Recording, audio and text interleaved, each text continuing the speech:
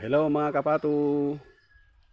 Oh, pag may pang-agahan, siyempre may pang-merienda rin. O kaya yun, nagmi-merienda sila mga kapatu. Oh,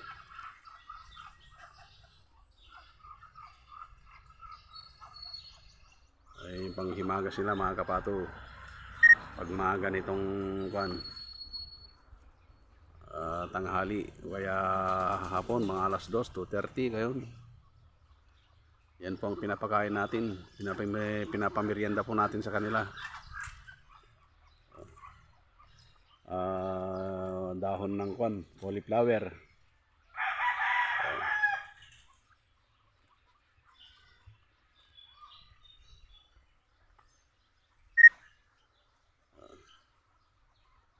Dahon ng cauliflower po yan mga kapatu.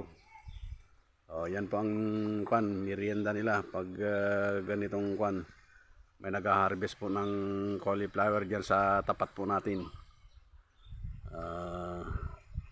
Yan po kasi ang mga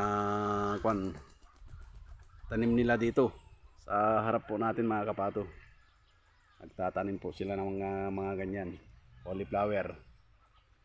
Yan yung pinaglilinisan nila mga kapatu. Kung minsan po, yun po mga kapatu, yun yung napier. Yan po ang pinapamerienda ko sa kanila pag mga ganitong medyo tanghali pa yan, medyo hapon, mga alas 2, 2:30 ganun. Pero yung napier po, pero pag medyo matigas na po, hindi na po nila nakakain lahat yung dahon niya kasi matigas.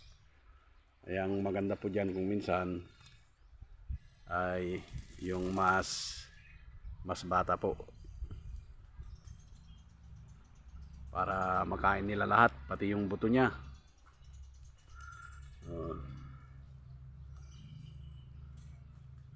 Share po sana natin yan, kaso nga lang po ay mas maganda po yung ganyan.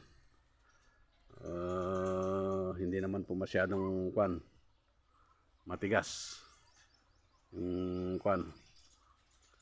dahon ng cauliflower. Makakain po nila lahat yan mga kapatu. Mauubos po lahat yan. Mga 2 araw nilang kakainin yan.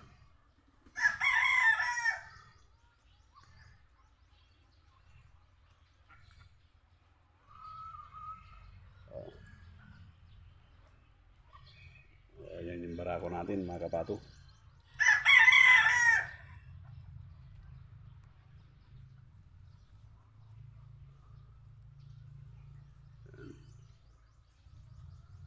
Yung iba po mga kapatu ay kasalukuyan na pong namimisa mga kapatu. Titira na naman si Kolokoy. Tingnan nyo po mga kapatu.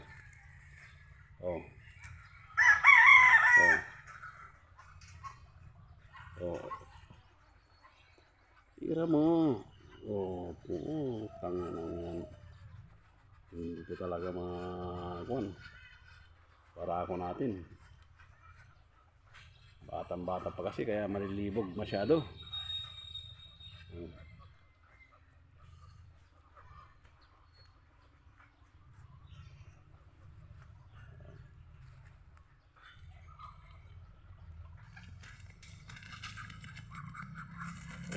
Humahabol. Hinahabol. Nangyari ka ngayon.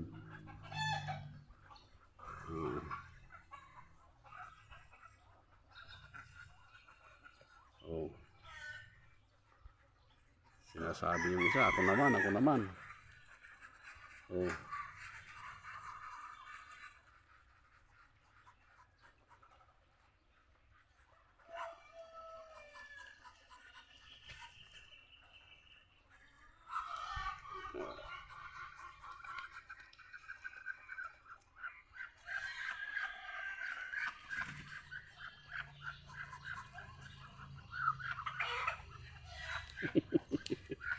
Loko talaga, pasaway talaga.